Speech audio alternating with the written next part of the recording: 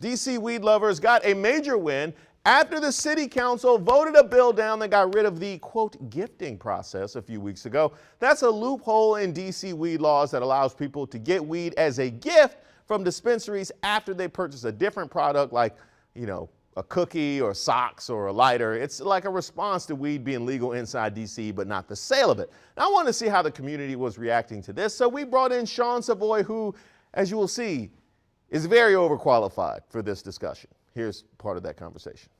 My first question, how high are you right now? Wishing I was a little bit higher. Okay, that's fair. So we'll give you maybe a 6? We'll give it a fair 6. Okay, there's rooms on both sides of it. Okay. How high is your environment? It's actually more than you could even imagine. Okay. I'll give you another little peek. Hold on, what else is going on over here? Oh, wow. Oh, yeah, that's an 8. That's an 8. That is, you could rent that out to people immediately after leaving said dispensary. Yeah, it's a Airbnb for cannabis enthusiasts. Yeah, that is like the cannabis equivalent of a motel right there. I just want to come in and use your space for an hour or 2 hours and I'm good. What do you make of the current situation for buying and selling weed in the city? I mean, I love in DC how weed is legal-ish, and I mean, I remember going there and like one of my first times making a gifting buy. The guy was like, buy this balloon for $50 and I will give you a free bag of weed. And I was like, thank you. One of the most entertaining aspects of weed culture has definitely been the naming of strains. So I definitely have to ask your favorite name of a strain that you have heard. After a quick internet search, we found Ghost Train Haze, Acapulco Gold, Chocolope, Shark Attack, and Memory Loss. What do you got for me? My favorite right now is the COVID vaccine, double booster, alopecia, rat tail kush.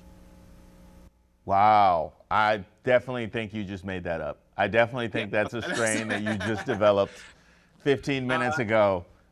Actually, my latest favorite is truffles.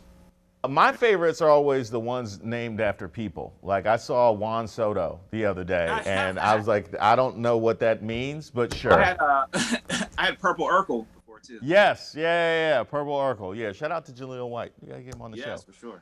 Now you are performing at the upcoming National Cannabis Festival. What is your approach to performing in front of stoners? How is that different than a regular group of people? When you're performing in front of stoners, you just have to take into account that in their minds, they might be thinking you're the best comedian ever. Like, yo, this guy's awesome. Yo, he's crazy, but this guy's hilarious. I can't. But to us, he'll be like,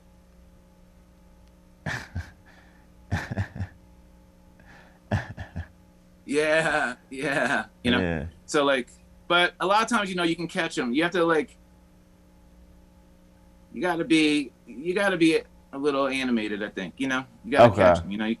If you, they could be put to sleep easy, or they could ride the whole roller coaster with you easily as well. Well, I know stoners like cartoons, as evidenced by what was on your wall. So you just got to be, the closer to Tom and Jerry you can be, the better. Exactly. Okay, that makes a lot of sense.